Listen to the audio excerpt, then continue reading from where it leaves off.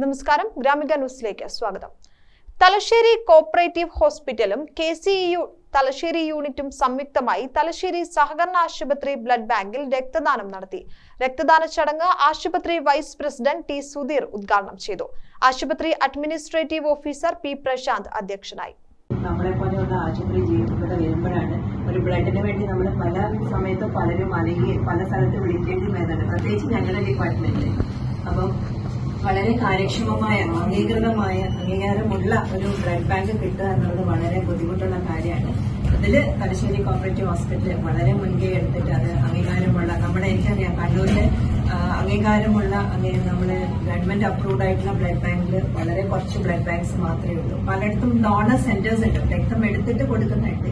പക്ഷെ blood bank എന്ന നിലയിൽ പ്രവർത്തിക്കുന്ന അംഗീകാരമുള്ള ബ്ലഡ് ബാങ്ക് കിട്ടുക എന്നത് വളരെ ഇമ്പോർട്ടൻ്റ് ആണ്. കാരണം പല ലീഗലായിട്ടും മറ്റ് പല രക്തം കൊടുത്തിട്ടുണ്ടാകുന്ന ദോഷങ്ങളെല്ലാം മാറ്റാൻ വേണ്ടിയിട്ട് പല ടെസ്റ്റുകളും കഴിഞ്ഞിട്ടാണ് നമ്മൾ കൊടുക്കുന്നത്. അതുകൊണ്ട് തന്നെ രക്തദാനം വളരെ ഇമ്പോർട്ടൻ്റ് ആയ കാര്യമാണ്.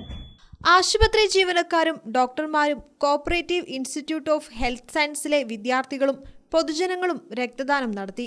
IMA മുൻ president doctor mini Balakrishnan, KCEU unit president CK Shidin, ആശുപത്രി PRO C.